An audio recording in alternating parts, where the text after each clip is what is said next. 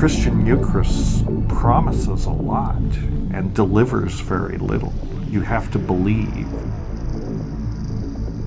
Faith is not necessary to experience what psychedelics have to teach. You don't have to believe. You can be as skeptical as you want.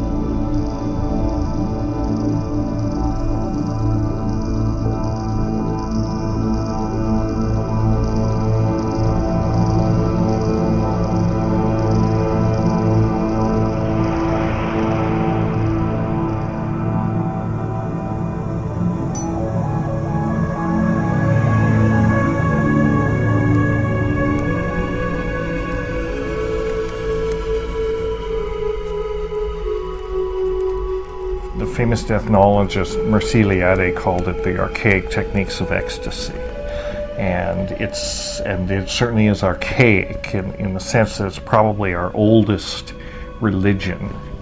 But it's much more than a religion. It's actually a set of practices for achieving altered states of consciousness, whether with the use of drugs or the use of other kinds of techniques like ecstatic drumming and sometimes self-flagellation, or sometimes, different types of, physical stress. But the basic idea of shamanism is to achieve an altered state of consciousness, and not simply to have the experience. The shaman actually uses the altered state to access a transpersonal realm, a realm of spirits or supernatural forces, which can maybe allies of some kind, which he or she can manipulate, communicate with, obtain information from, to help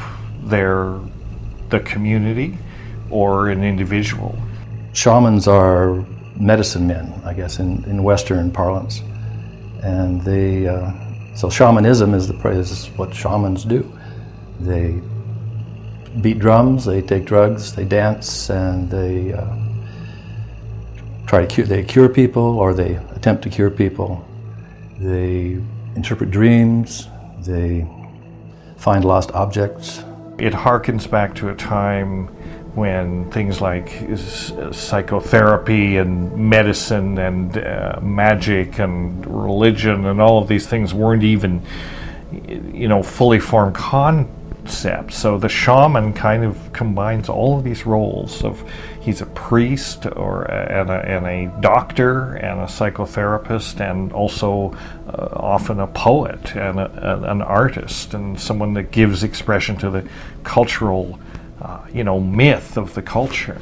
So he's and I keep saying he, and that's, it should be clear there are shamanesses as well, or women shaman. It's not a gender specific kind of thing. But the figure of the shaman is a important spiritual figure in these non-traditional in these traditional societies, in these indigenous societies, respected and a little bit feared, because the shaman is the odd person. The shaman is the person who is in direct contact with the transpersonal and is kind of the interface for the culture and the rest of the people. He or she is the person that gets to actually dialogue and travel in these realms, and they often use psychotropic plants to do this. Not invariably, but quite often. It's quite clear that different kinds of hallucinogenic plants and substances were used, including from the bufo toad. Peter first did some examination of this among the Olmec people. So this is before the classic Maya civilization, back around 1200 BC. And the bufo toad can be kind of a 5-MeO DMT can be extracted from the glands on the shoulder of the toad.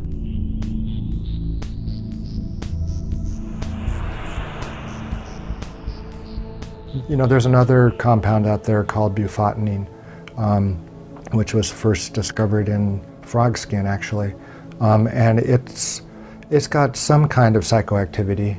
It's a little hard to really pin that down. But it's a naturally occurring, tryptamine as well, though. It's found in blood and brain and cerebrospinal fluid and urine, any body fluid in animals in which it's been looked for. So they were clearly using psilocybin mushrooms. They were clearly using the 5-MeO-DMT extracted from the bufo toad, and possibly a more close analog of DMT itself. I mean, there's some discussion around the difference between 5-MeO-DMT and regular DMT, but actually modern explorers with these substances have reported that there are qualitatively different experiences, but both can be pretty soul-shaking. So I think within this context, then, you had a whole array of other hallucinogenic plants being used, the morning glory.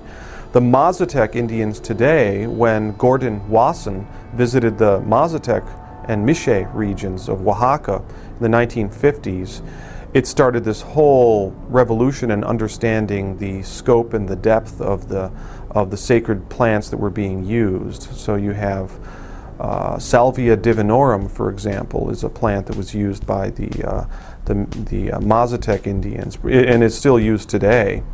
That's also where the sacred mushroom cult, the psilocybin mushroom cult, was rediscovered, a place where the sacred mushroom cult apparently survived up until modern times. Part of the fear that society at large has of psychedelic drugs is that the only framework that we have to process these experiences through in Western culture is that of competitive drinking. Competitive drinking is sort of the standard that we use to measure what it's like to alter consciousness. And I think the shamanistic perspective or shamanistic worldview can give us a new perspective on how to process these experiences and show how valuable that they can be.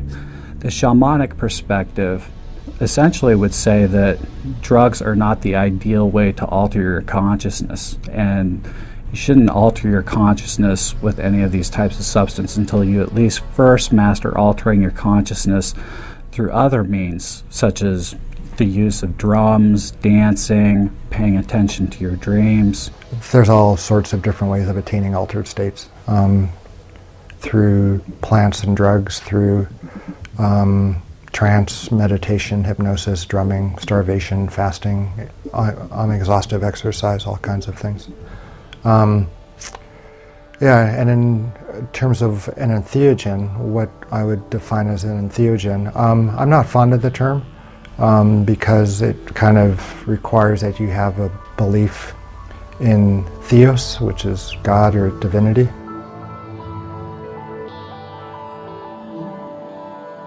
I think that the term psychedelic is just a bit more descriptive of what these drugs or plants,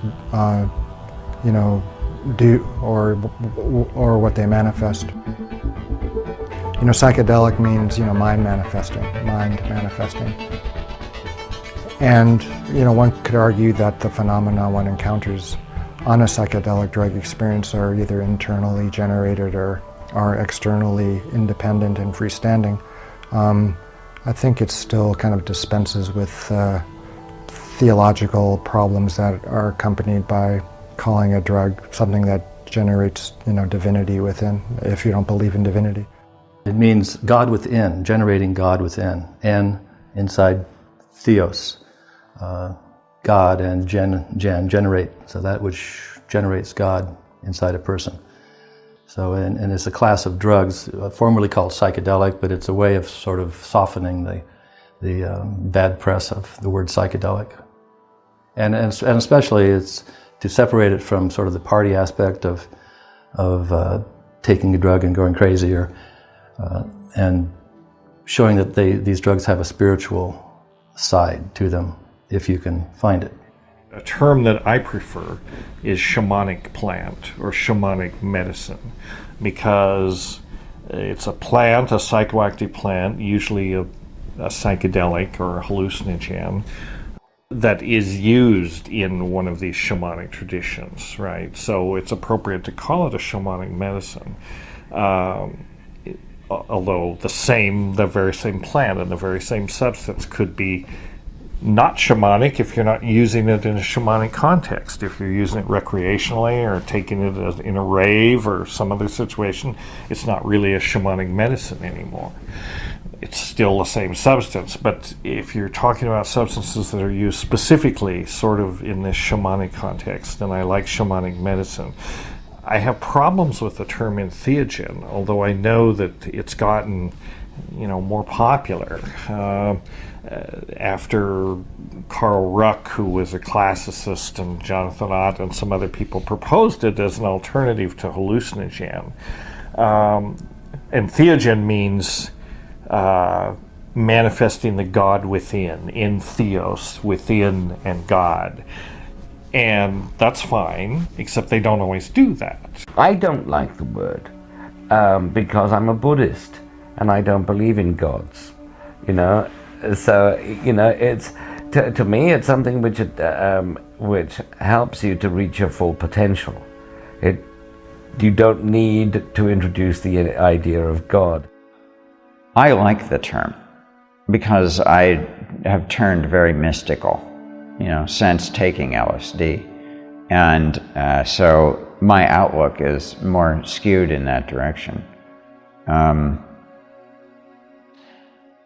I think that what Groff said was that it was a non-specific amplifier of your mental states, the psychedelic or hallucinogen or fantastica, the psychotomimetic, all of these qualities that have been ascribed to the same class of sacraments that we now refer to as entheogens. I think it's closer for me to the ultimate purpose for which these substances can be used.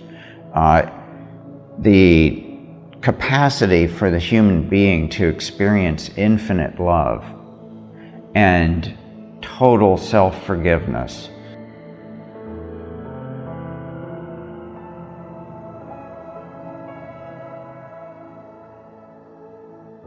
A sense of deep interconnectedness with the planet and with all people and with the cosmos, this plasticity of our identity and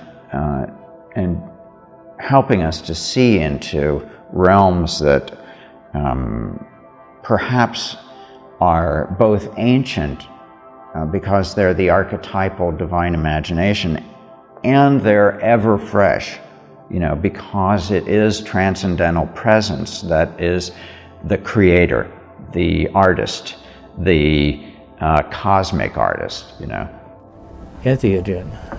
It means connecting with God. I've been searching for God all my life. I was a practicing Catholic for many, many years, and you would think that psychedelics, being mind manifesting, would show you the God you've been worshiping. The closest I ever got to God was that, hey Nick, you're God. You're an aspect of divinity that's looking out at this, a little spy for God, and so enjoy it. I said, well, that's a twist. I've been looking for a God outside me, and here I learned that I'm one of God's apostles in a way. What a surprise. So that's what I learned from psychedelics, that at least that's a hypothesis. So pay attention, was the message. Pay attention, Nick. You're collecting data for God. Look with God's eyes upon the world. So the term hallucinogen is inaccurate, the term psychotomimetic is inaccurate, the term entheogen is, it all depends on circumstances. My personal preference is I like psychedelic, because even though the term carries all this cultural baggage, and everything's psychedelic, that's kind of something left over from the 60s. But in the strict sense, psychedelic means mind manifesting. And I like the term because it leaves it open. I mean, these substances certainly manifest the mind in some aspect, and we don't have we don't have any argument with that. But how they manifest it, it depends on set and setting. And like these other terms, sort of are more specifically related to set and setting. And they also show how difficult it is to really linguistically kind of put this in a box, characterize what they do. Sometimes they're mystical, sometimes they're induce psychosis, sometimes they don't do much of anything at all, but they always manifest the mind in some way. So I like psychedelic if it could just be divorced from all the connotations that it's come to have in our culture.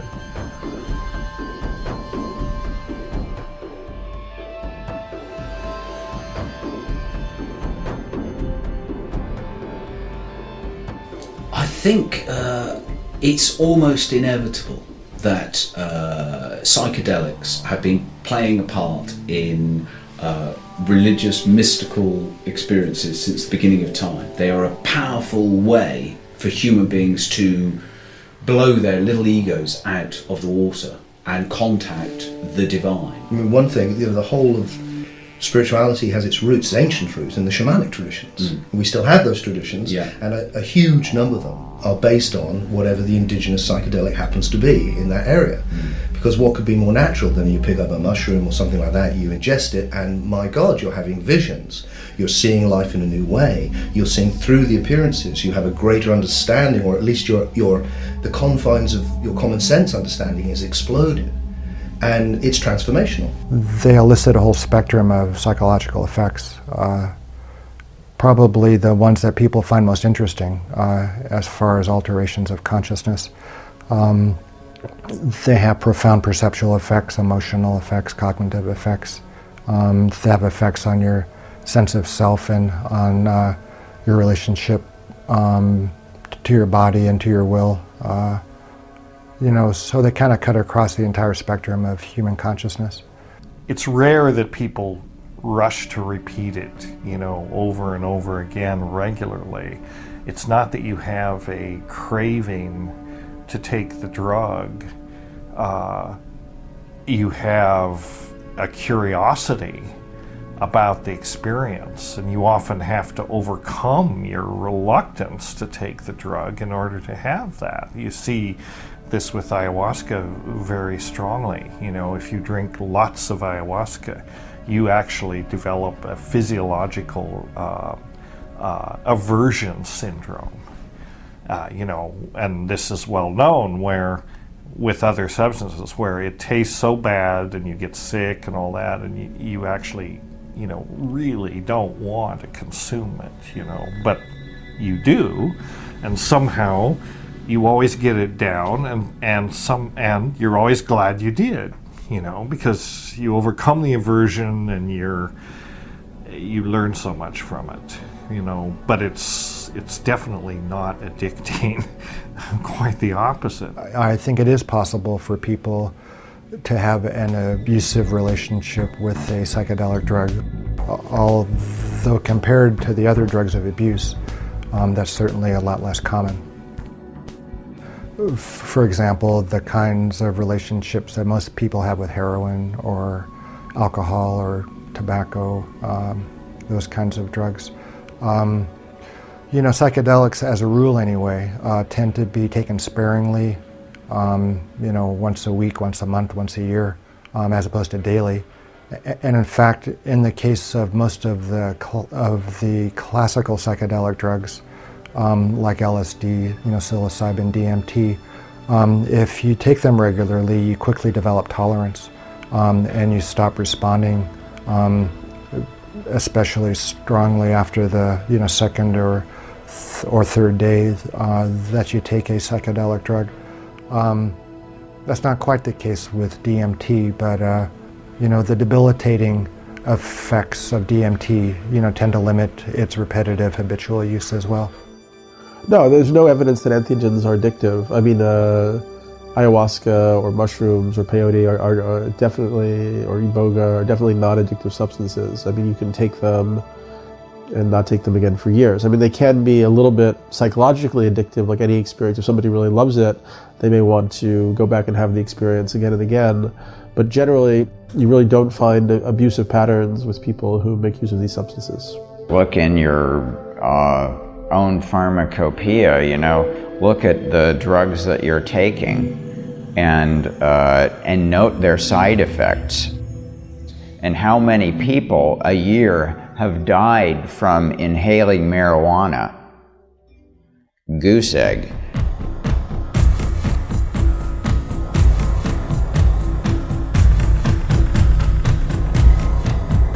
Now, look at how many people die from drinking alcohol. You know, you've got hundreds and thousands of people. You've got the people who are completely distraught over the alcohol addiction and things like this. It's countless billions of dollars and millions of lives. Or, you know, think of the people that get creamed when the drunk driver, you know, hurts someone.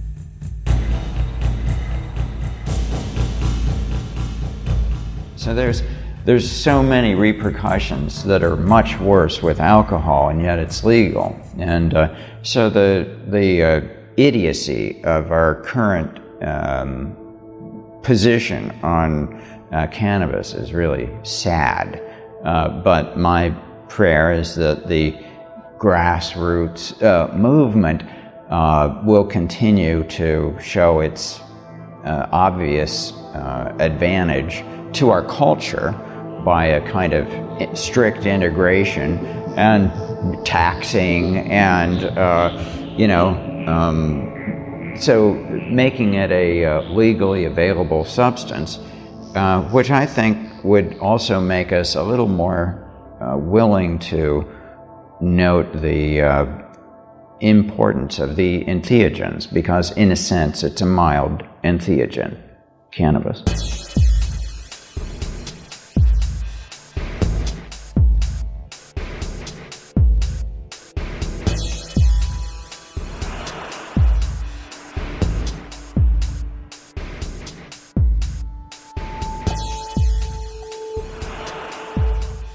At the same time, we've conflated them with other substances like heroin and speed and cocaine, which are more addictive, more artificial, where we've taken, in the case of heroin and cocaine, we took naturally occurring plant substances, but then we did a chemical process to them to kind of amp up the active component and separate it. So I have a friend, Morgan, who's an herbalist, and he makes a distinction between, the whole plant medicine approach that indigenous people were mostly, using, and our kind of attitude of just isolating the agent that causes a certain reaction and then amplifying that effect so that it leads to addictive patterns. A culture is what it eats, and an individual's personality is often largely a reflection of their diet.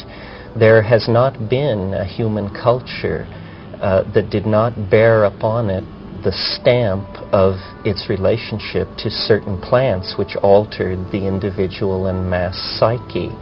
We can think of numerous examples, the influence, for instance, of sugar on the growth of 19th century mercantilism, or the way in which the British manipulated opium policy in the Far East, or, as you mentioned, alcohol, which has always been the drug of choice in Western culture.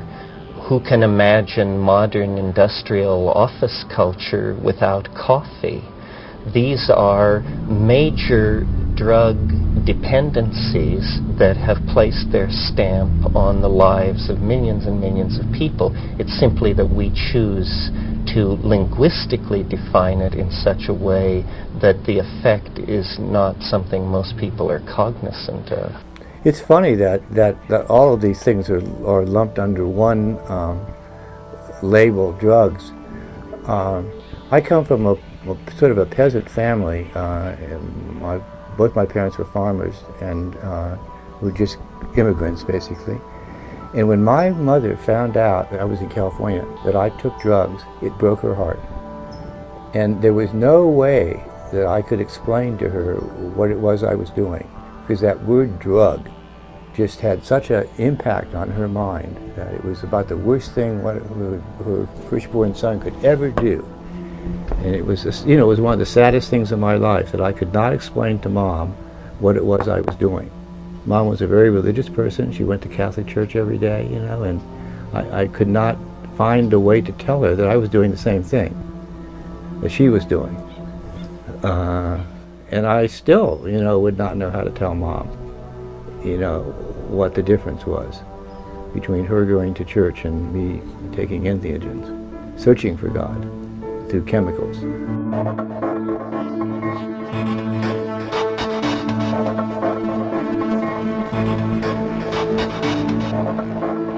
There's no such thing as a bad drug, right? Because a drug is just a drug. It's a substance with certain properties. It has no moral qualities. The only thing that has moral qualities is human behavior. And there is lots of bad human behavior with respect to drugs. And there's lots of bad human behavior with respect to all kinds of things, and good human behavior too. I mean, again, this comes back to the context. So the whole war on drugs idea and the idea, it has nothing to do with protecting people from toxic substances. If that were the purpose of the war on drugs, tobacco and alcohol, would be prohibited tomorrow. And yet the structure of the law, not that prohibition would do any good, and I'm not advocating that, right? But if that were really the agenda for drug control, they would say, well, these are clearly the most harmful drugs. These are the ones that are killing the most people, so they should be strictly regulated. But in fact, the way the law is set up, the FDA is not even allowed to classify tobacco and alcohol as a drug.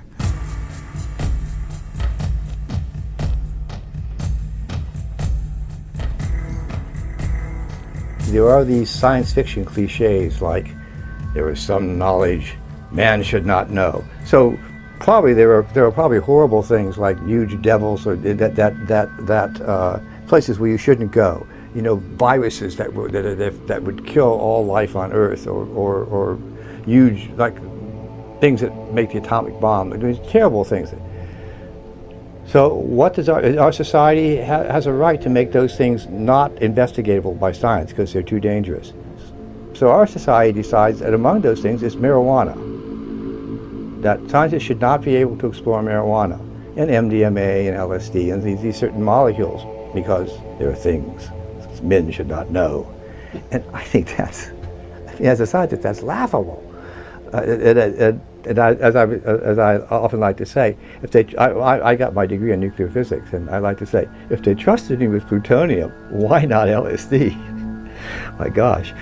So this makes no sense. So okay, if the war on drugs is not about protecting people from harmful substances, what is it about? Why are all these substances illegal? It's about control.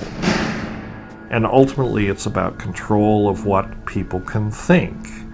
And it's the control of experience. It's essentially the state arrogating itself to the point where it says, certain states of consciousness are allowed and other states of consciousness are not allowed. And that's really what it comes down to. This is about cognitive liberty.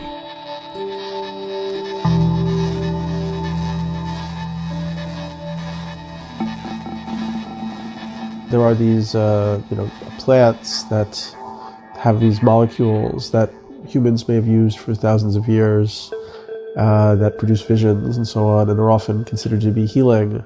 In our cultures, we've demonized some of these substances and made them illegal, which I would consider to be unfortunate. It's the state saying, don't go there, because if you take this entheogen or you take this psychedelic, you're going to have funny ideas. And funny ideas are very dangerous, especially if they don't fit in with, what we're saying should be, kind of the accepted cultural zeitgeist. So that's the danger of psychedelics, is they actually cause people to question the cultural paradigms and say, well, you know, maybe this is not consistent with, you know, maybe the revelations of psychedelics are not consistent with what Hollywood and Wall Street and the government and Main Street and, you know, religions and all these institutions are dishing out. So the war on drugs is really a war on consciousness and who's allowed to think what. More importantly, I personally don't believe that anybody has the right to tell you what to do with your own body or what thoughts that you can think. That if you do not have the freedom to decide what happens to your own body and your own mind, then you really don't have freedom at its most basic, essential level.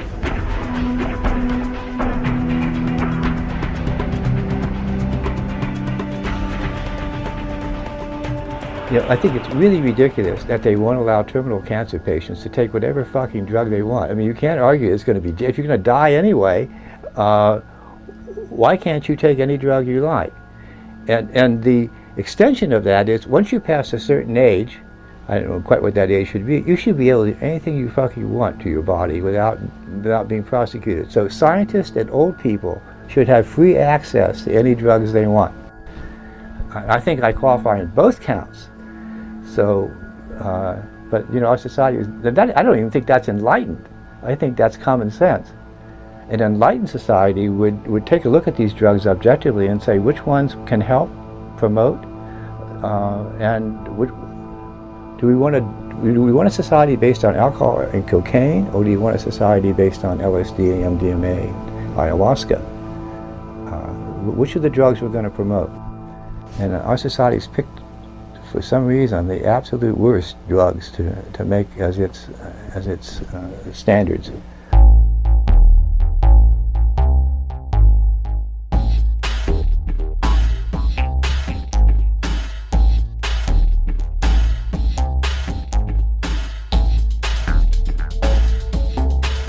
Potentially, psychedelic drugs could be for psychology what the telescope became for the science of astronomy. In the right set and setting, with the right kind of psychotherapy support or religious support or whatever the context of the support is, and most importantly, what the person's intention is when they take it. If they're an addict or an alcoholic, they can take ayahuasca, they can take peyote, they can take these substances, and it will definitely help them to get over that.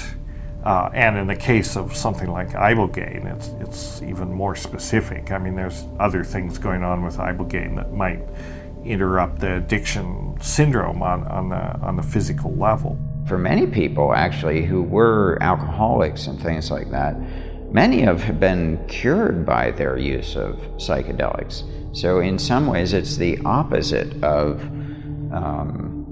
addiction. Entheogens actually are almost the opposite of an addicting drug, in that sometimes a person will only take an entheogen once and have a very powerful experience and actually be freed from some other addictions or habits that he or she might have. And in fact, in some ibogaine research, an African drug called ibogaine, people are being taken off of heroin and alcohol with some good success where other methods have failed.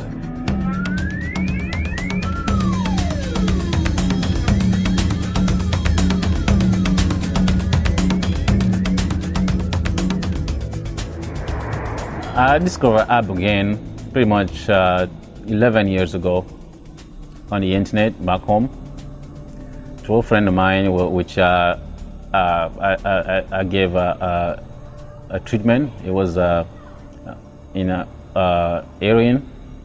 He was heroin addicted, so I treat him with the root, because I never use ibogaine for detox. No, I always use straight root. So when he went back to his country, that's how he learned about ibogaine, and he sent me an email. I'm like, whoa, oh, that's very interesting. So ibogaine is an extraction from iboga. So you take the root itself, you do the extraction, and it became the first like a total alkaloid. Ibogaine is very effective at treating certain kinds of addiction, opiates, methamphetamines, cocaine, and alcohol. Ibogaine has 5 different therapies that we basically became aware in their use. One is an initiatory aspect, which is the psychospiritual, where you get into the deepening dreaming aspects, but you have no active addiction in the body. The second is for physical healing, things like herpes, asthma, lung problems, blocked energies in the system, scar tissue. Then there's also a mental treatment for disabilities around depression, post-traumatic stress disorder, traumas, sexual abuse. Then there's a reset therapy that we do with alcohol, cocaine, and methamphetamine. We separate that because those substances need to be out of the body for 24 to 72 hours prior to treatment. And then there's opiate. And in opiate detox, we can begin 12 hours after last administering of an opiate, and within 45 minutes it will completely control any symptoms of withdrawals. I even do the healing for, let's say, for women who doesn't wanting to have kids, and let's say they try in hospital, and the doctor there say, you can't have kids anymore.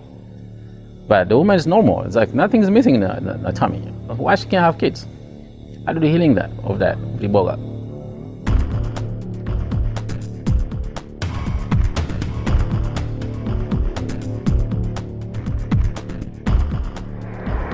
Something that's been discovered recently by Dr. Deborah Mash and others is that there is a new neurotransmitter created in the brain after taking ibogaine called noribogaine. And it can stay in your system for up to 4 months. And that's the substance that they theorize is continually working on your psyche to make that reduction of cravings stay in place, so that over the long term you have time to break out of that cycle of addiction and become a new person. Not only is it address the symptoms of withdrawals and discomfort, but it also works in the craving center of the mind. So the individual, by the time they've completed treatment, has no desire whatsoever within a 10 days to 2 week period to touch opiates. See, that's pretty much the reason why I'm here in the West. I didn't just decide to come here. I love my country and we really peaceful there. Life is also great like here in Mexico. I would not just like leave my people, whatever I were doing, my family, just to come here to hang out. Now, I had a call from the Spirit to spread the roots, the word of the root, iboga, which is like them talking with ibogaine, to spread in the world, because it's not just for Africans, it's for anybody who needs it. If it was just up to me, I would just like, okay, let's go from city to city, clean up the streets, clean up the houses. We're gonna find those guys with drug addict. We're gonna find them and heal them all. Because that's the only way. That iboga and ibogaine is a last call for anybody who really wants to get help. You don't have to spend like thousands and thousands of dollars or spend months in a clinic rehab and go back tomorrow and using the drugs. No, it takes just a couple of days to get healed, and I'm ready to do that. To help anybody who wants to take it.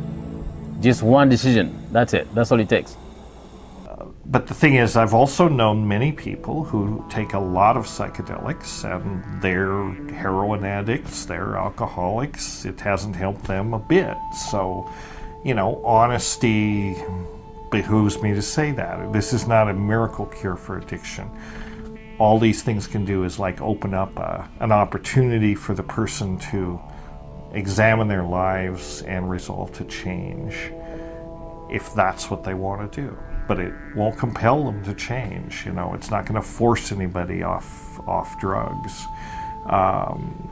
So, you know, it's like a lot of other techniques for treating addiction, talk therapy or whatever.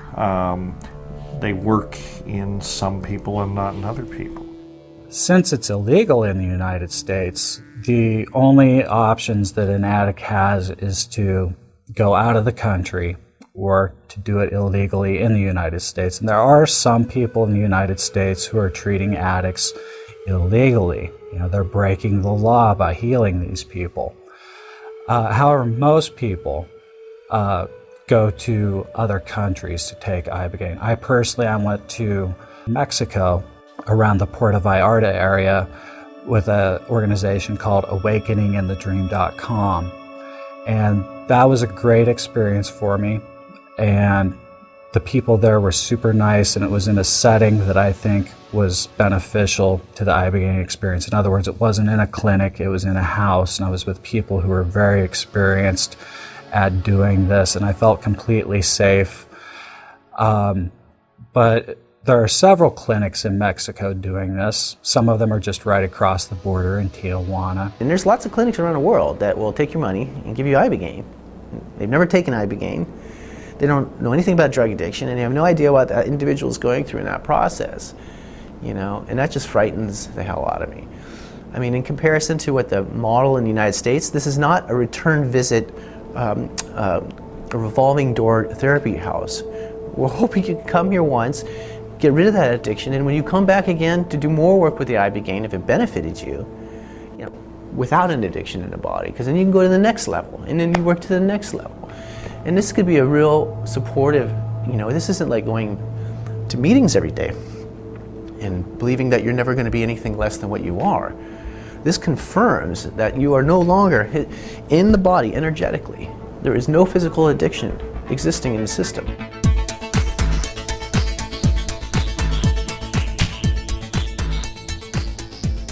It enables them to release from the addictive need, actually. They found themselves after their trips without the desire for junk. And they were all shocked, you know, like, oh my God, this is because they were like waiting for the other shoe to drop, but then they actually felt like, wow, I am not hooked, you know. So there was something immediately engaging about it. On the other hand, it was also very psychologically challenging to begin with. And, you know, it took one into a very deep inner world. Maybe you were going to face some of the shadows that has been part of your addictive process. This really sort of crosses over into the shamanic use of these things. I mean, the shaman is a person who learns through discipline to navigate in these realms. And this is the realm of, you know, he learns to pass through both ways, through the doors that the dead pass daily. I think that high doses of psychedelics or something like DMT is very close, probably. I mean, I've never had a near-death experience. I hope never to have one until I'm actually dying, you know. But people who have had them say that they're very similar to high doses of DMT. And there's even reason to think that the DMT, which our own bodies make, may be involved in the near-death experience, that, you know, in the state of stress on the mind and body that is produced when you're dying, it's not inconceivable that your brain releases a massive flood of DMT and you have this experience. But all this still is mostly within the realm of speculation. We still don't really know enough about the normal concentrations of DMT in the body and what situations increase it and in what sorts of conditions the levels are decreased.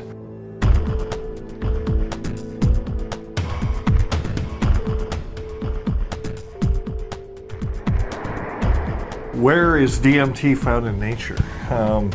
Well, a better question would be where is it not found in nature? I mean, this is really interesting to me. The fact that DMT is so ubiquitous in nature, and it is from the chemical standpoint, structurally, it's the simplest of the psychedelics. It's a very, very simple compound. And in terms of biochemistry, it's only 2 steps away from tryptophan. Tryptophan is an amino acid. It's one of the essential amino acids. So it is universal. All living things have tryptophan. Now, not all living things have DMT, probably, but the enzymes that convert tryptophan to DMT, there are 2 main enzymes in this process, are also universal. I mean, I don't know how chemical we want to get here, but the basic idea is there's an enzyme that takes off the acid group of the amino acid, so it turns it from an amino acid into an amine. And then there's another enzyme that puts methyl groups onto the amines. So first you get tryptophan, and then you get tryptamine, and then you get dimethyltryptamine, which is what DMT is. And this goes on, I think, very commonly. Well, these enzymes are certainly common. I mean, they're common in all cells practically. Do all organisms contain DMT? I think it's possible that all organisms might contain traces of DMT. There are many plants that contain DMT. We know of at least a couple hundred, and that's only because we've looked. There are probably thousands of plants.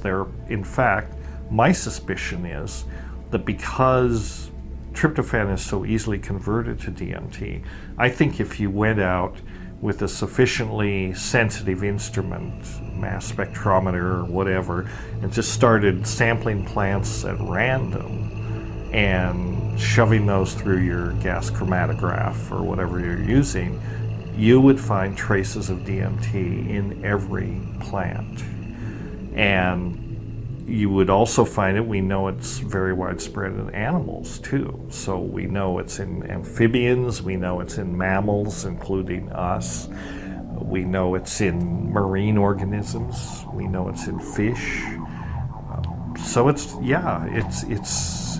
odd that, well, maybe it's not odd.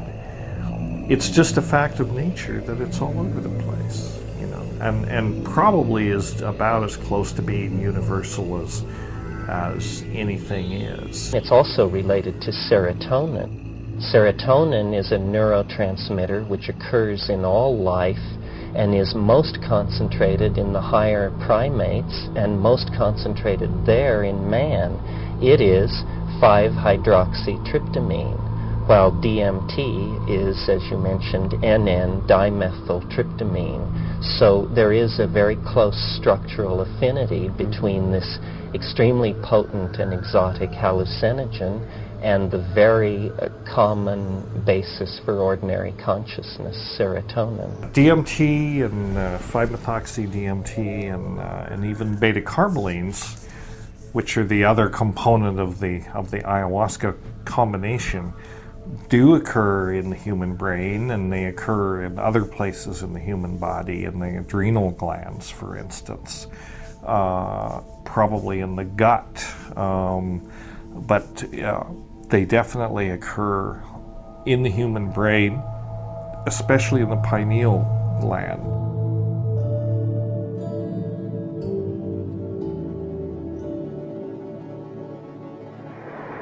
There are other forms of DMT other than the smokable kind. In fact, those other forms are the more traditionally used forms of DMT, such as ayahuasca. Ayahuasca is remarkable because, as you probably know, it's combined from these 2 distinct plant species. Its 2 principal ingredients are themselves inactive except in the presence of each other.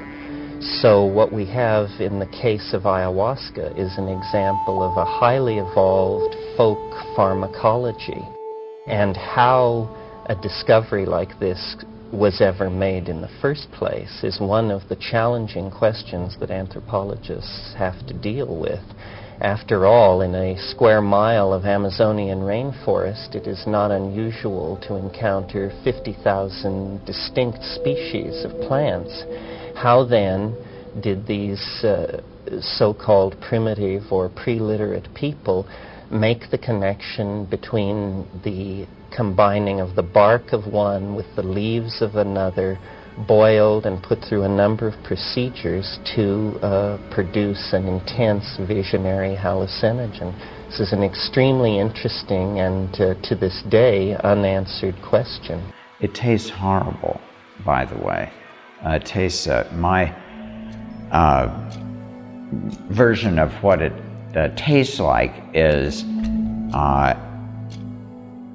maybe 4-day-old espresso that someone had put out a cigarette in with a dash of lemon. And so you gag it down, and then after a while your mind starts to have a plasticity and an openness, and it remains that way for about 4 or 5 hours, which is can be quite beautiful. If you've seen any of the tapestries of the Inner Mind Cathedral in the DMT state, that extends it for hours. So it's kind of a shame not to take ayahuasca if you're going to do DMT, because geez, you can extend the journey to several hours. Well, DMT is a tryptamine, so is LSD. LSD is a laboratory invention. It's a chemical modification of an ergot alkaloid. But in terms of their pharmacology, they're quite similar. They both impact certain kinds of serotonin receptors in the brain, through which most people propose that these drugs have their effects. I would say the main difference is that DMT is quite short-acting and LSD is quite long-acting. But in terms of on the spectrum of effects, they're quite comparable in terms of the perceptual and emotional and the cognitive responses to consuming the drug or the compound. Also, DMT is a compound that is found in all kinds of animals and plants, and LSD isn't a natural product. It isn't found in the animal kingdom or the plant kingdom. In ayahuasca, the effects of DMT begin a lot slower, probably within a half hour, maybe an hour, and they peak in around 2 to 3 hours, and they're usually resolved between around 6 hours or so. So even though it's a slower effect, the quality of the response is the same. LSD was always a bit of a commitment, because that you've got at least 8 hours that you're committed to this altered state. And so you have to arrange your life wisely to support that. And this is just a little more manageable, I think, in some ways. It's also very clean and very clear, and you don't feel any body load afterward. You feel uplifted, you feel like vitalized, you feel like you need less sleep, and you feel that you've addressed yourself on a deep level. A lot of deep issues came up for me. I've had experiences with ayahuasca and ibogaine. They've been very profound and important experiences in my life, and they've helped me, I feel, to grow on many levels. I've written about them extensively in my books, Breaking Open the Head, and 2012, The Return of Quetzalcoatl. I feel like they gave me insights into my personal psychology, visions about better paths to take. They kind of acted as kind of antidepressants that lifted my spirits up and made me see these other layers or possibilities of reality. So they've been very important experiences for me.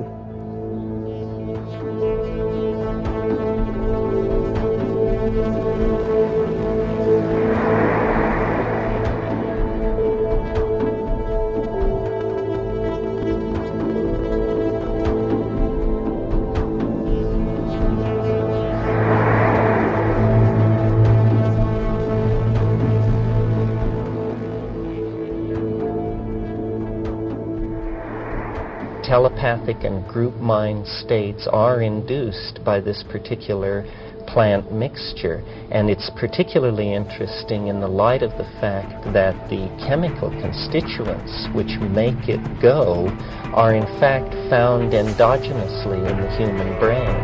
These are not exotic compounds from the point of view of ordinary human brain chemistry. So there is a suggestion there that manipulation of neurohumoral compounds, brain neurotransmitters, and that sort of thing may in fact open the door to untapped areas of human potential.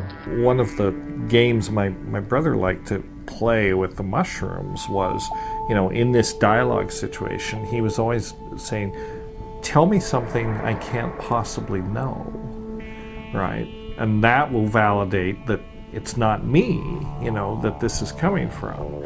I don't know that he ever succeeded in getting it. It's very cagey, they're very tricky that way. It's, but occasionally they do seem to tell people things that they can't possibly know, or that they've never thought about in quite that way. Now it's come out, for example, that Crick's insight into the structure of DNA was assisted by LSD, and he reluctantly but finally admitted that was a big influence. And many computer scientists, Steve Jobs has said LSD's been very useful for his creativity. Kary Mullis, the Nobel Prize winner who figured out the PCR chain reaction, has been quite upfront about it.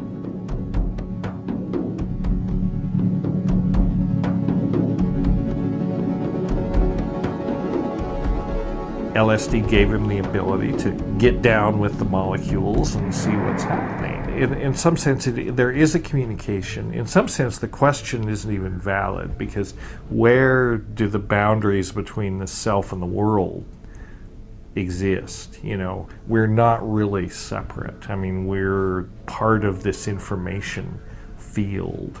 And, this notion that consciousness, I do think that consciousness it's like a property of the continuum. It's like the old physicist concept of the ether or something.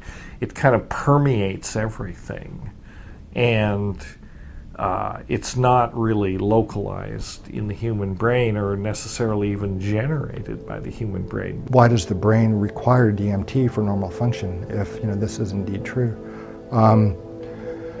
Yeah, and it's hard to say. I think that perhaps one of the functions of ordinary levels of DMT is kind of like a, kind of reality thermostat.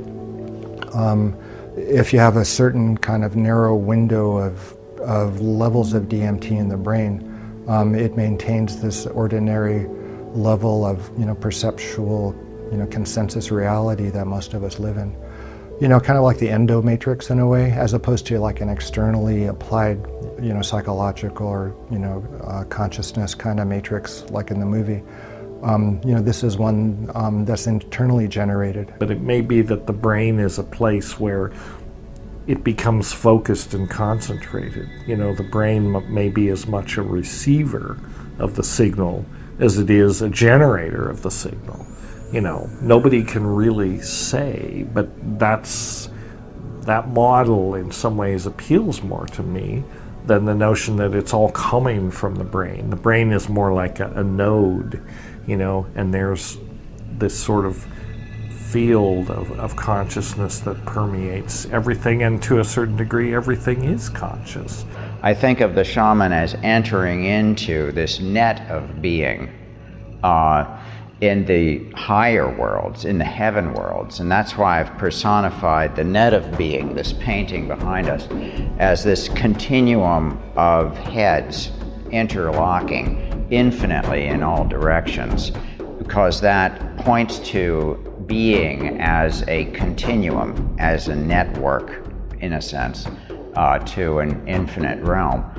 And this is a part of the deep fabric of our being, I think, because We sense ourselves as souls related to many.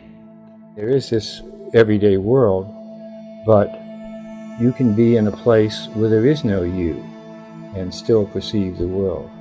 That scared me. Losing my ego was the scariest thing I ever, and I still don't like it. A profound state which may be reached by use of these entheogens, psychedelics, hallucinogens, whatever you're going to call them, which is known as ego loss or ego death. Unfortunately, subsequent to the coinage of this term, ego has come to be used in a completely other sense. It has been used in the sense of pride, and that is not what ego death is about. I mean, ego death would mean you lose your sense of I for good, and that's not what happens. They mean a temporary suspension of the ego when ego death is spoken of.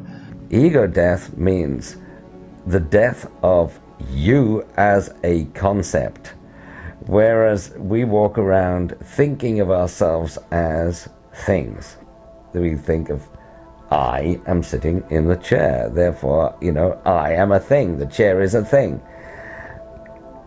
When we reach the realm of ego death, or ego dissolution, or whatever you're going to call it, there is no longer any perceived boundary between oneself and the chair.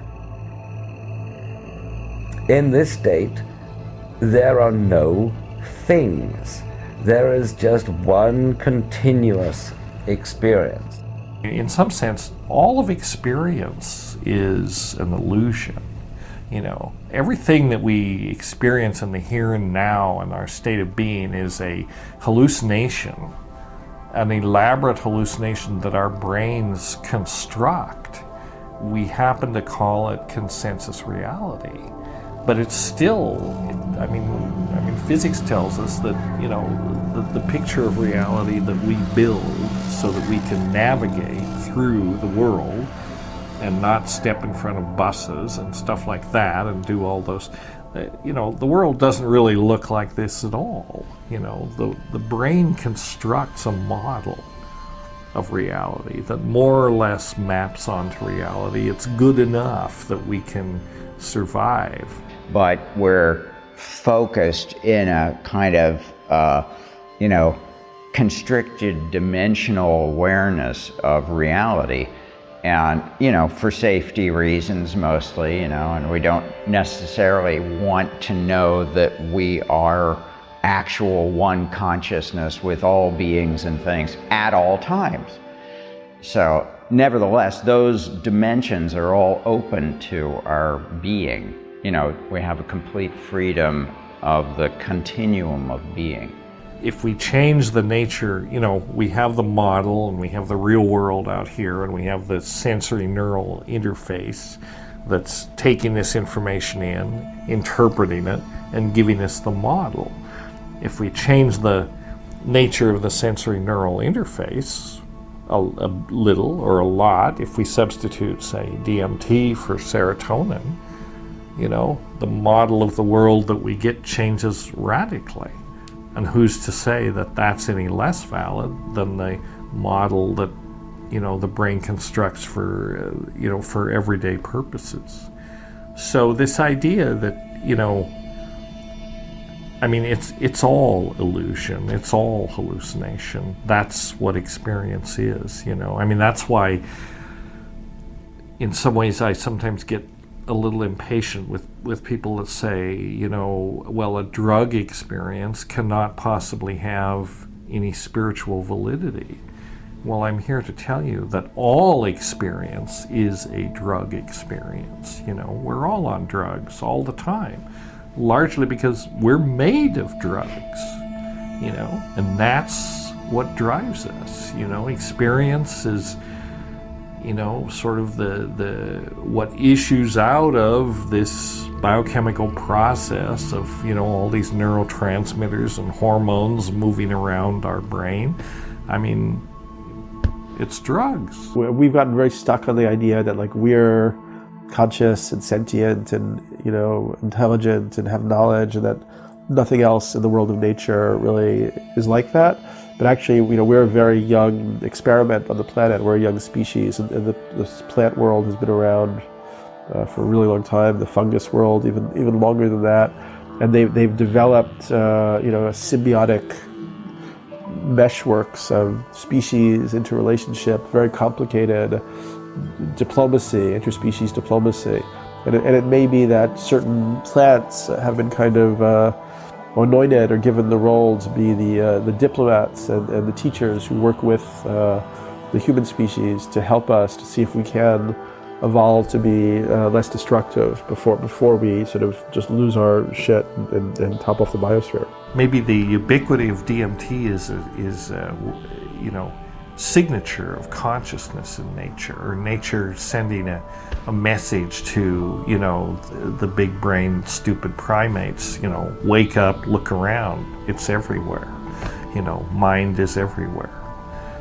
I think that their message is wake up, dummy, before you kill us all here, on one hand. And the other hand, they're saying wake up to your own divinity, wake up to your higher capacities. So they're talking to us every day, which is true. But no, we're not listening, because it's like when you get up in the morning, you go straight to work, you work after your day, you get off, you go home, or you stop at the restaurant, eat a good meal, and you go home. That's it. You go to sleep. The next day you do the same thing. So to answer your question, herbs are spirits talking to us every day. Just be ready and to know what is it, what it's trying to tell me.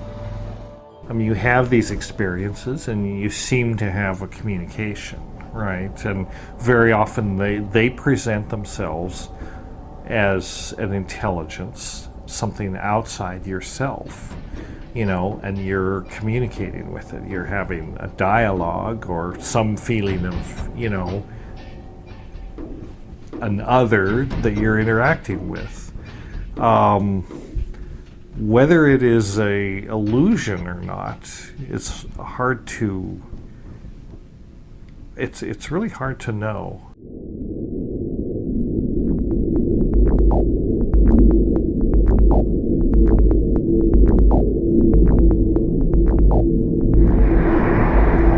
Psychedelics sort of make people aware of realms that are less material, that the real sort of, the really rewarding experiences are not necessarily what Wall Street or Madison Avenue or Hollywood wants to deliver to you. I mean, those experiences, and they're synthetic experiences just as much as a drug experience is a synthetic experience, but they're usually tied with some consumerist, agenda. And I mean, this is part of the sort of the inconsistent attitude of society. I mean, meaning, I don't know, the corporate hegemony or whatever. I mean, they want people to be addicted to things. They want people to consume things, and not necessarily to drugs, but drugs will do. I mean, they want people to drink and smoke and all these things, and they want people to be addicted to their cars and computers and TV and all that. So, a lot of what it's about is kind of keeping people entertained and focused on these sort of corporately massaged, corporately created versions of reality.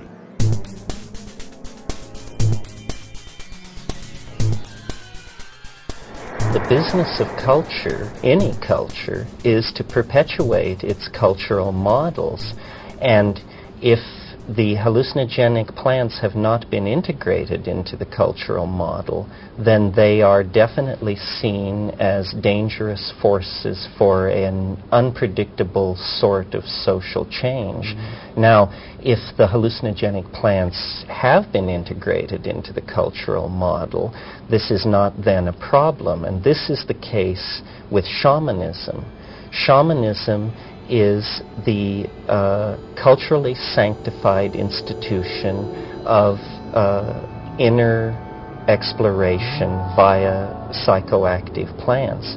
Where psychoactive plants are not present, shamanic institutions tend to become vitiated, to rely on ritual or ordeals or other methods of eliciting these ecstatic states. Well, the contemporary artist, therefore, has felt a great kinship with the shaman, because the archetype of the contemporary artist is that they stand askance from or ajar from conventional culture. And therefore, these are the creative artists, we hope. Therefore, they contribute a different perspective on ourselves, and something that we can learn from. And I think that that's part of the role of sacred art, ultimately, is to show us a higher model of what we can be, so that we're pulled toward our highest potential, rather than having our negative or materialist sense reinforced. We get that through a lot of our other materialist and very rational culture. Entheogens are inherently threatening to the culture. I mean, that's, I think, one reason that they're brutally suppressed, both when capitalist cultures or dominant cultures come on indigenous cultures. You know, they're usually bringing another religion, an outside religion, Christianity or whatever, usually incompatible with the indigenous practices. So that's the first thing to go, and the first thing to be attacked, and along with that goes the knowledge of these plants. The church was concerned that the magic of the witches be seen as real, number one, and number two, entirely caused by the agency of the devil himself. And so the church downplayed the operational role that plants had in inducing these states, because, after all, if the devil cannot lead you astray without the use of plants, why, what kind of devil is it? So in our own historical tradition, there is a curious blindness to the efficacy of hallucinogenic plants. You know, it is possible that as the visionary experience becomes more acceptable in our contemporary postmodern culture, more and more people may gravitate to those types of experience. And at the same time, we can already see that the traditional religious structures are in a lot of trouble. They're causing a lot of trouble in the world. It probably would be beneficial for there to be a kind of consciousness evolution out of fundamentalist belief systems. And you know, I think that the shamanic experience might be helpful in that evolutionary process. As institutions, what they have in common is they discourage individual thought, and they discourage critical thinking, and they discourage questioning. They encourage that, okay, here's a body of beliefs or cultural norms or, you know, a largely accepted beliefs, and you're just supposed to accept it, you know. Don't ask questions, sit down and shut up. You know, accept it and integrate it and be a good, you know, citizen, consumer, whatever role is decided. Entheogens are inherently threatening because they enable people, or sometimes they compel people, to reject that, you know, and say, well, maybe there's more to life than you know, working in a cubicle for some faceless corporation so I can, you know, not have health insurance and die sick and, you know, without a pension and, you know, and just spend my time with that. Maybe it encourages people to, you know, look for different purposes in life than that. And so that's really, I think, what's going on. The problem with the psychedelics is that they dissolve cultural programming and hence inherently have a political charge about them. And actually that's the weakness, of what I'm sort of beginning to call the death culture, and these things then actually become, in a sense, our own bioweapons, or if we're on the other side of this divide, then these plants, especially the plants, become very dangerous in this context. They're trying to suppress them, but you can't suppress them, and they're ways of changing hearts and minds, so they are definitely very, very dangerous. But they can be used in a creative way to counteract kind of the toxic message that the mainstream culture puts out. I put a lot of time into making sacred art in order to download the shamanic and entheogenic and meditative and just grace and dream and shamanic journey and all of these kinds of modes of and highly rational thinking about philosophically what are the implications of the worldview that I'm expressing and things like that. Because for me, the artist perhaps at their best could be, I love that word, scintilla, Terence always used, could be the scintilla of evolving consciousness, as we all can be, but they could express it visually.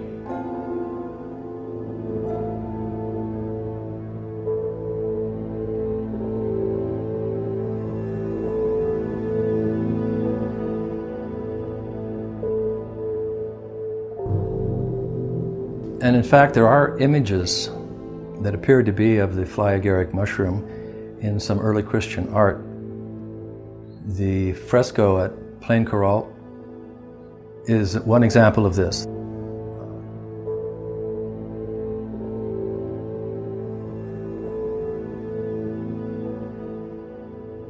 And it appears to be Adam and Eve standing next to this big fly-agaric mushroom that has sprouts coming off of it.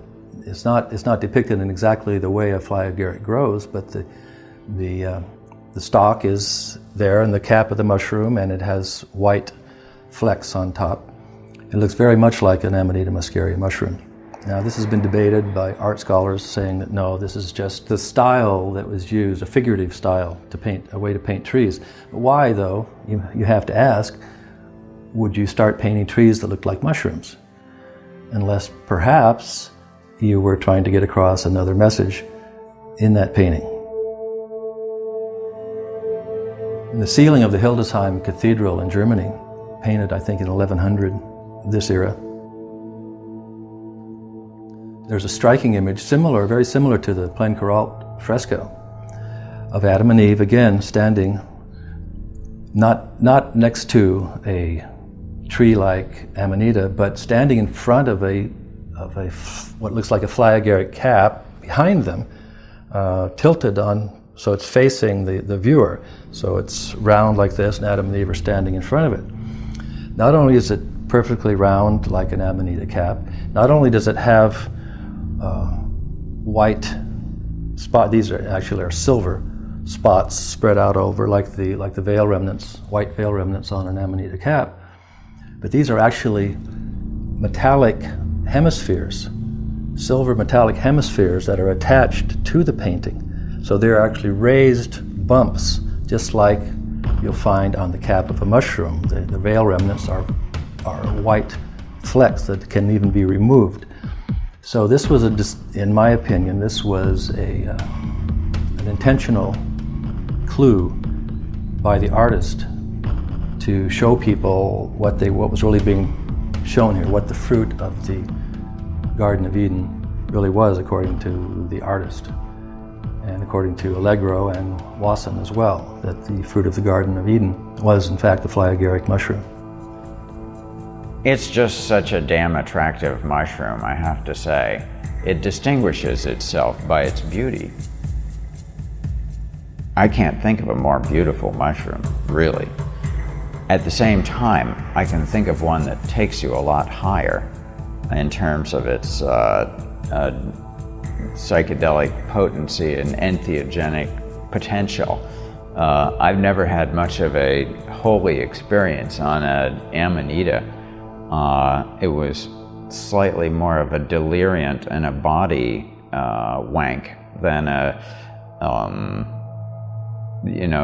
something that would elevate you to the heavenly spheres, It's the iconic mushroom, in a sense. I mean, it's the archetypal mushroom that goes way, way back to at least the Paleolithic. We know that Siberian shamanism is where the whole thing is thought to have originated, and that was a lot of that constellated around Amanita.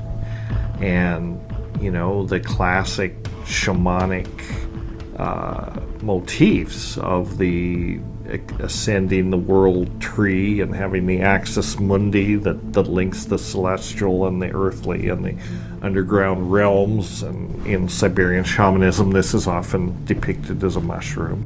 I've encountered the Amanita muscaria mushroom and its symbolism actually in the material around the Finnish Kalevala, the national epic of Finland.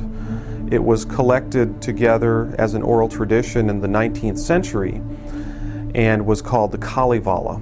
And it's the ancient legends of Finland. And there's an artifact or an idea or a concept in the Kalevala called the Sampo.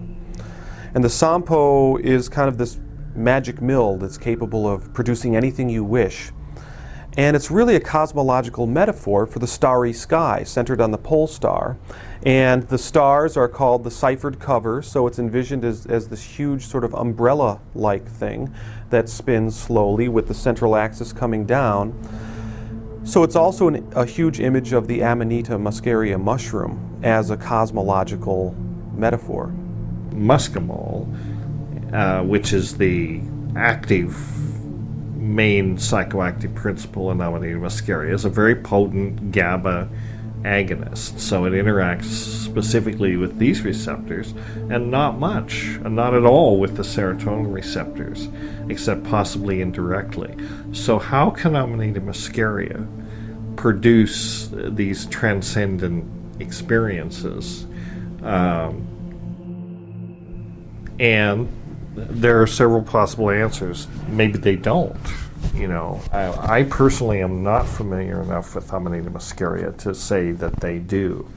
My own experience with Amanita was very limited because I didn't enjoy it, but it didn't seem like a transcendent experience at all. It seemed like a cheap drunk in a way, but I dealt with, I was eating fresh mushrooms, and it's almost always taken dried.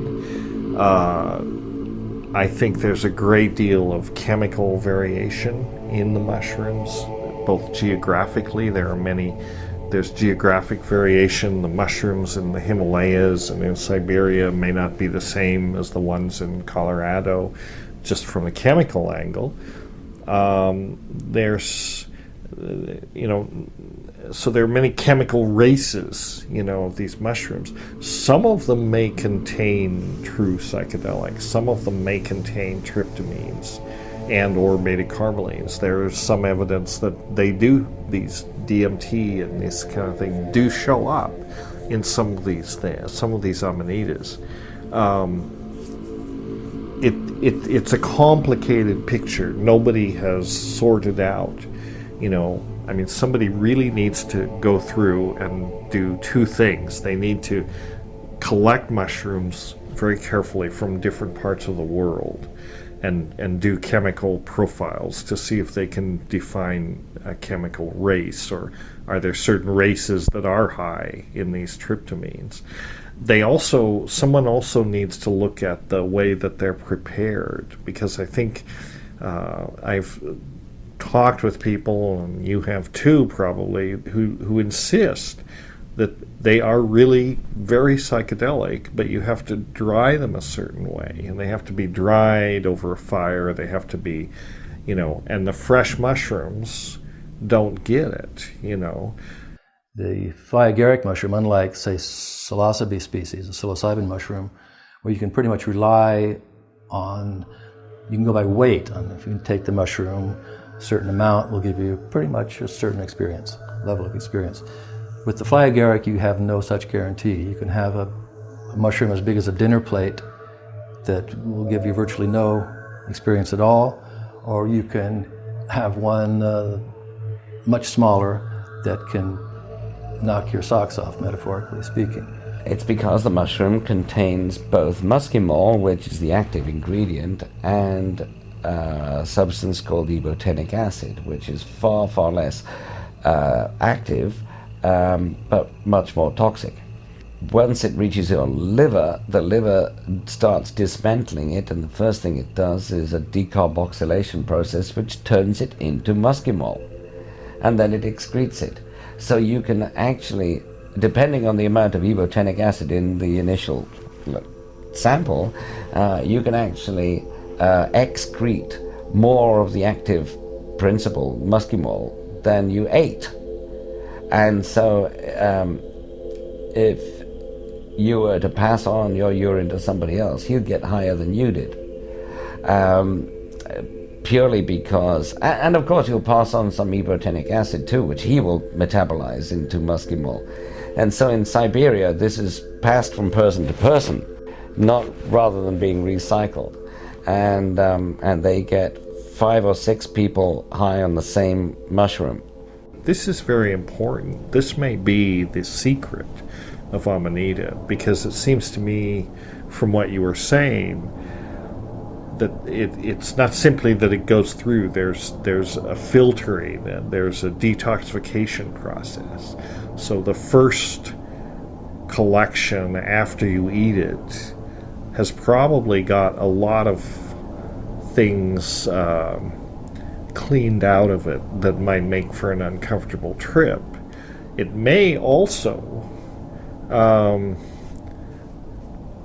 this is pure speculation, but it's possible that some of the downstream effects of taking these GABA agonists, which is what the Amanita, it might induce the production of endogenous tryptamines, DMT plus beta-carbolenes, so that the person who ate that urine or drank that urine after this process might be getting a lot of things that is not in the mushrooms, but it's actually secondary metabolites that are produced by the eating of the mushrooms. So you get the mushrooms, you eat the mushrooms, and you get all these feedback loops happening, and you get possibly things excreted in the urine, possibly these tryptamines and beta-carbolenes.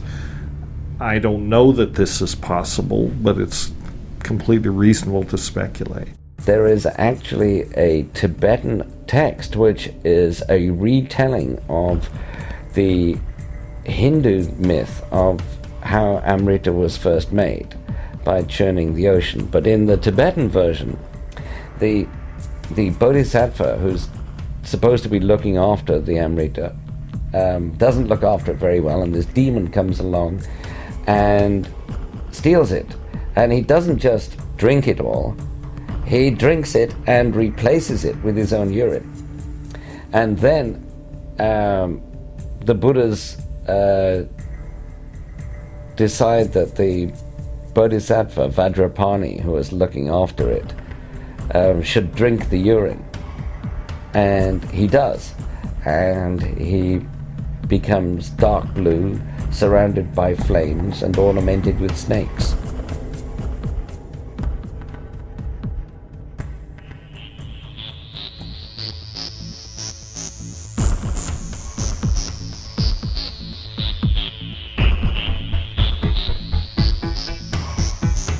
Stepping out. That's what the mystical experience is. It's one of ecstasy. And whilst it's difficult to look at specifically, at least the Gnostic and pagan initiations, and go, oh, this was what was used, and we don't have that. We can guess, but we don't. What we do know is that an initiation, well, first of all, the word, certainly in the Greek word that gets used, doesn't mean, like our word, the start of something. It comes from telos, and it means kind of a glimpse of the end of something. So what's happening to you in an initiation is that you're getting an experience of where you're going. So and then you come back and then you make the journey back to that place and you're finding it in yourself. Now, one of the things that psychedelics does is it gives you a glimpse of something which has been kind of given to you from the outside in. You've needed to ingest this thing and something's happened to your consciousness. It's a very powerful way of doing that. So the idea that you could have an initiation, a glimpse of the end, through something which is taken into you, through psychedelics, or also through the influence of a teacher or a ritual, or maybe all of it, and then you're on the journey to find that in yourself, because it's already in you. That's what I think is going on, one way or another. It may be the case that there were mystery traditions that made use of psychedelics, and so we've lost track in our official history of what that use was and what went on. We don't know what they were doing in Egypt. We don't know what the Jews were doing in Sinai. So there's a lot of kind of alternative archaeology and anthropology, which sort of tries to work through these possibilities.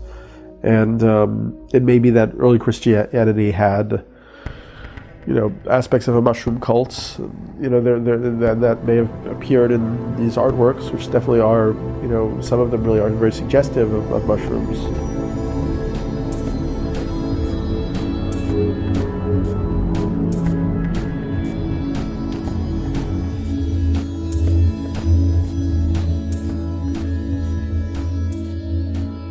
However, I think that sometimes there's a tendency in the psychedelic community to almost become like, entheogenic fundamentalists and think that all visionary experience, was mediated by the psychedelic plants, and that the origin of all religions was based in, the experience of using these substances. And it may be the case, we just don't know. And it may not be the case, because people have visionary experiences, without psychedelics. I mean, diet, fasting, drumming, there are all sorts of, there's a whole range, yoga, there's a whole range of types of experiences that produce mystical visions, sense of unity with the cosmos. So I'm a little resistant to a strain that I often encounter in the psychedelic underground of kind of fundamentalism around these experiences, that they were the origin of all genuine religion or whatever. So, but they probably played more of a part than the official story gives credit to. When religions come in contact with a real mystery, with a really numinous thing, they don't like that, because numinous things are inherently dangerous and threatening, and a lot of religion has to do with controlling people, and there needs to be a distance between God or the numinous archetype, whatever that is, and the people, and that's usually the priestly hierarchy and the infrastructure around that, and the sort of infrastructure that filters the message. One of the things that stood out in my research in Christianity was the use of the Eucharist. That is, going back to the Last Supper and Jesus' purported words at the time when he dipped the bread and said, "This is my body, eat it and have life in you. Unless you eat this, you will not have life in you. This is my blood," and he handed the cup of supposed wine and said, this is my blood, and unless you drink this blood, you will not have life in you. Unless you eat my body and drink my blood, you will not have life in you. And this is stressed over and over, especially in John, the book of John, in the New Testament. So what could this mean? What is this all mere symbol? Why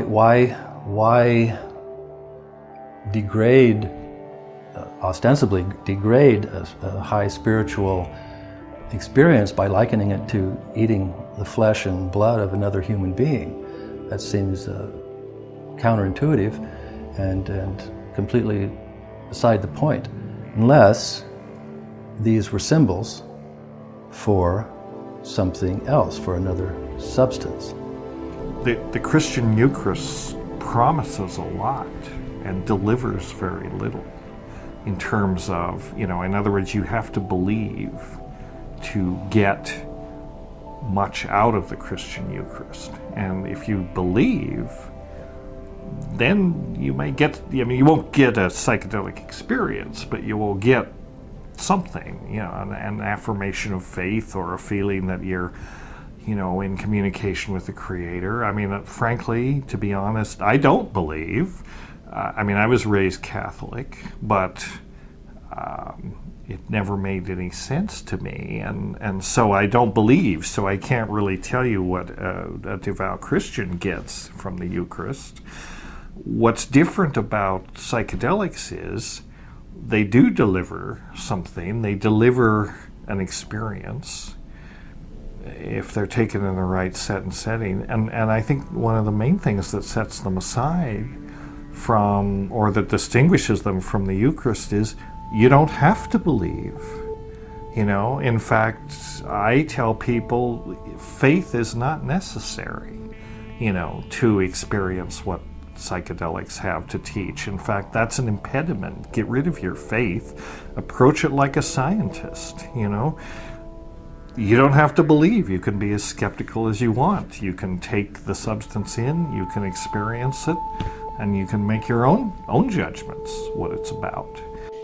If Paul and other people are eating the body of the God and having incredible visionary, Paul says, again, it just completely contradicts the idea of a historical Jesus, because he says, everything I know about Jesus came to me by revelation.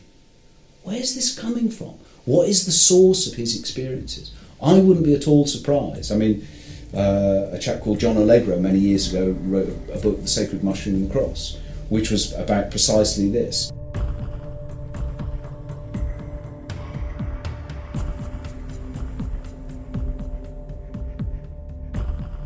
He believes that the cultic meal of sharing the book was people getting together and eating some psychoactive substance together and having revelations of the Holy Spirit, what have you. So I'm open to any investigations and whatever evidence comes up.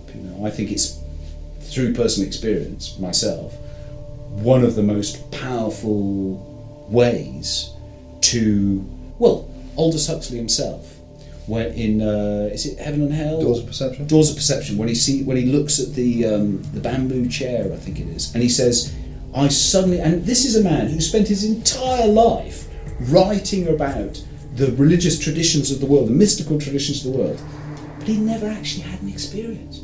And here he was on mescaline, I believe, looking at this chair suffused with light, and he says, here all these words that people had used before, like grace and all these suddenly I was having that experience.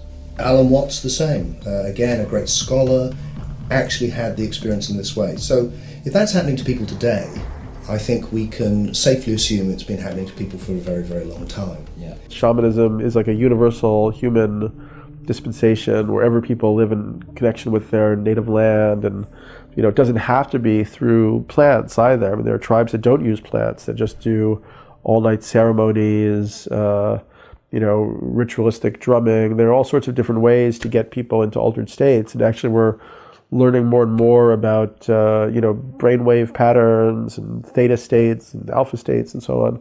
So I think that as Andrew Weil talks about, the desire, the sort of almost the necessity for people to change their consciousness and experience other states of consciousness seems to be very basic to our human nature. And if people aren't given constructive and creative outlets for those types of experience, they'll choose destructive and negative ones, just because it's just almost natural that we would want to have different types of consciousness experience. anybody's experience, their subjective personal experience of the mystical, has to be considered valid in some respect. They may have a different terministic screen, a set of words that they use to describe these mystical experiences, and maybe sometimes we don't always agree with those because of the baggage that's associated with them.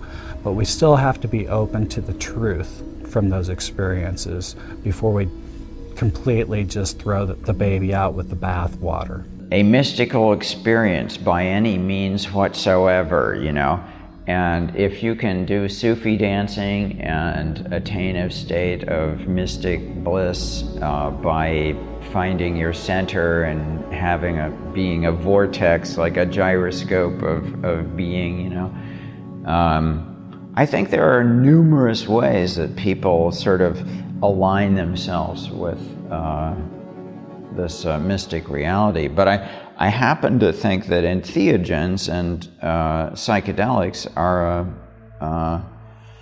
a powerful way that could more safely be integrated into, you know, the sort of initiatory experiences that people call into their lives and stuff. And I think that the usefulness of the substances may eventually, as if humanity can evolve itself and mature itself, there may be an application, you know, in the future for these substances.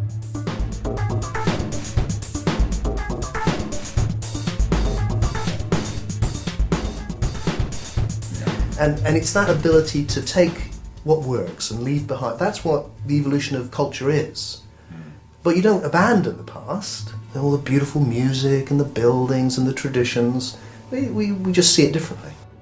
When the Spanish Inquisition got to the New World and they found these Aztecs, you know, eating mushrooms and having a jolly old time and having these ecstatic experiences and all that, I mean, as if that wasn't bad enough, but then they were calling it the flesh of the gods. Teonanacatl was the Aztec term for the mushrooms, which meant flesh of the gods.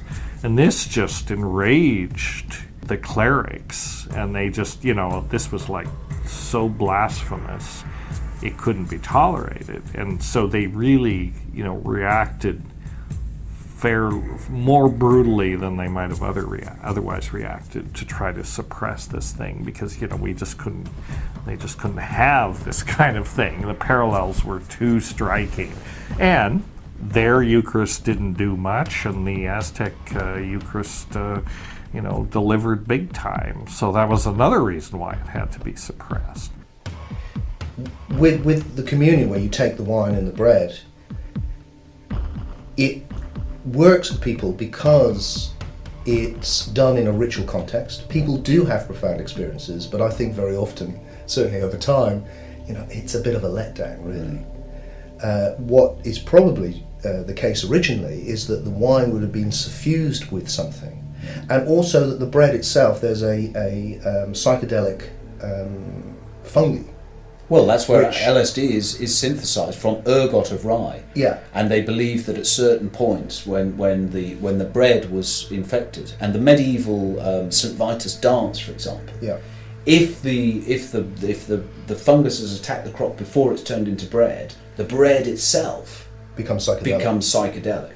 And there were many eruptions in the Middle Ages, in particularly damp summers, when the ergot would flourish, when people would go kind of crazy. If Jesus, say, were a shaman or a hierophant, which in the Greek term is what he was, a revealer of the mysteries, and he had a mystery, he said, I have a mystery, and he reveals his mystery to whom he chooses.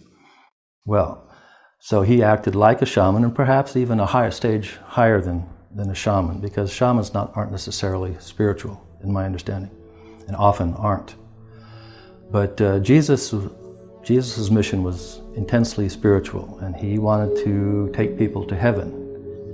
Because he said, where I go, you will go also. The things I do, you will do also, and greater things even than I do.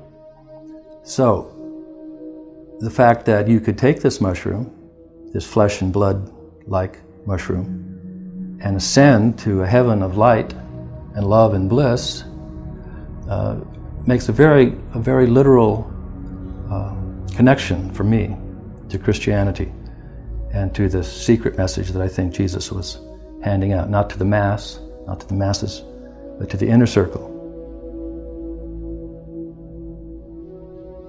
And this is the problem with the ancient pagan mysteries in general. They were mysteries.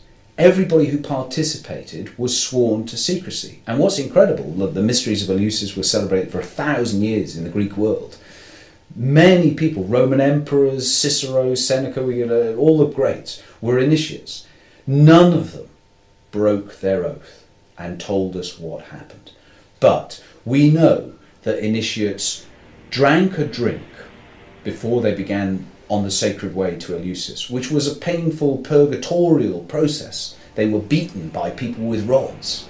It was meant to be a visceral, physical experience, and I feel that it was certainly heightened by fasting.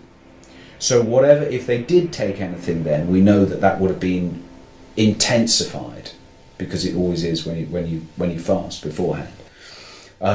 Archaeologists have found opium pipes at Eleusis, so we've got enough hints to know. And the ancients were master pharmacopists. They knew all of the intoxicating, and it, as Tim says, it came out of the shamanic tradition. In the heart of the Greek mysteries, the cradle of Western civilization, there was the Eleusinian mystery cult, and you had the enactment of I guess Demeter and Persephone and all this going into the underworld, and then at the height of this maybe 6-day ceremony or something, they took a psychedelic, which they called the kykeon.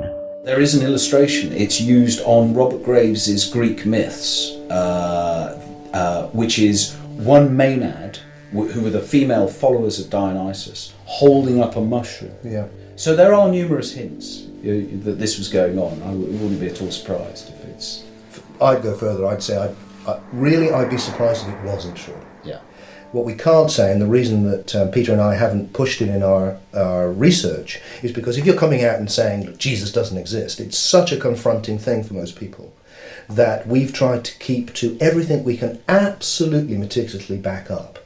But here is another possibility which others have looked into much more deeply than we have, and yet really, it would be such a surprise to see such a powerfully transformative process going on that didn't draw on this in some way, because they didn't have the same taboos which we've now got around changing consciousness. Yeah.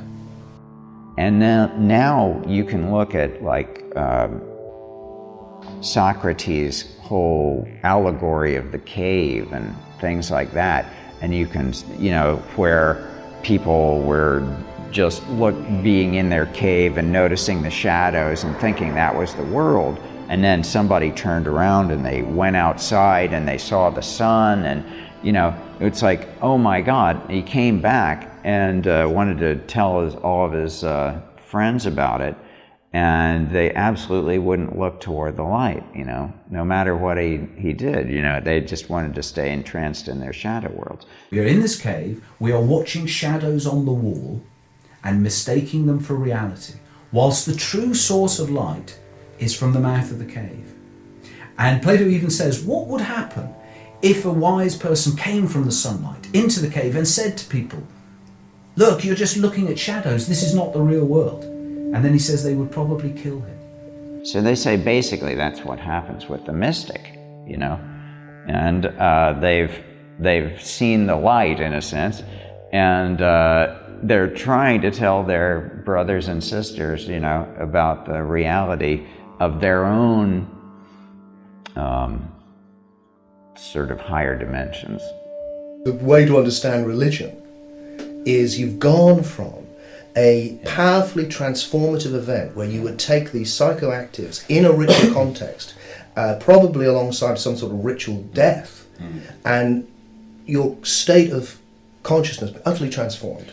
Yeah. 2, a little bit of white wafer and some tiny sip of wine in a context where you're going to go back and sing. But I think Victorian it must hymns. always be the function of organised religion to neuter, to emasculate the mystical experience. Because what you don't want is people having their own access to the divine.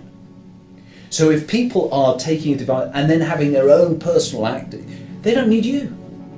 What role The does whole priest point of start organised with the religion Pope? is to mediate the divine. They are the intermediaries between you and God. That's the way organised religion works. So it must always, and I think it happened in Hinduism with Soma. We were looking at the fly agaric mushroom, at which Gordon Wasson believed was the Soma. But at any rate, whatever Soma is, and I don't believe it's the Muskimo, I really don't. I believe it's more like psilocybin, or Steve Hager has even said it's cannabis. You know, if you read about it, it's like obviously cannabis. So at any rate, it was some kind of psychedelic, and it was a way for them to basically make contact with the divine.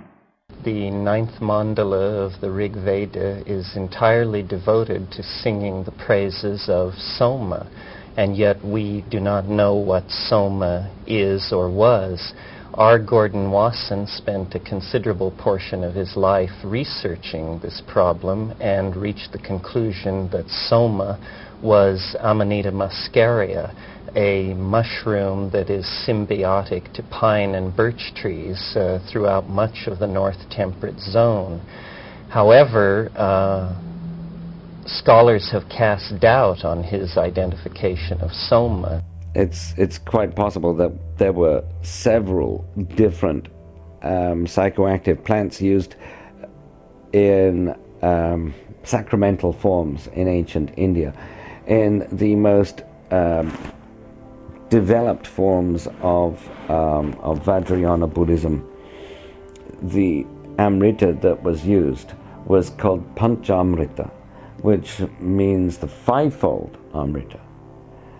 So there were 5 separate plants, I think. In the literature, in the scriptures, we're told of 5 different meats: horse, cow, dog, elephant, and man, the great meat. But I believe that these were different plants, and that when you had the fivefold elixir to drink, and you also ate in ritual context, ate a bite of each of the 5 meats, I think that was really drinking a concoction of 5 different plants and eating a little of the raw plant. And I believe that they were all different psychoactives.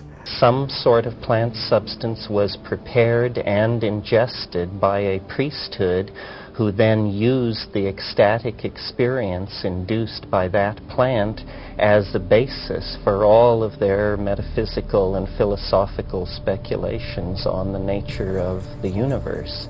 If you read the Rig Veda, all the Vedic hymns, out of 1,000, I think 990 are hymns to Soma. It is the blood of the gods, it's the vision of eternity, it's the white gleaming swan of eternity. It's like, but now in Hindu culture, Soma is just a milky drink. And I think the same process has gone on. People have realised if you want to actually control people, you have to shut down their access. And it's certainly what happened with Gnosticism. Gnosticism said, no, God is in you. Like Paul said, Christ is in you. That's fatal for organised religion, because then everybody can have their own personal relationship with Christ. Why do I need to go to church to experience Christ? I can do it on my own.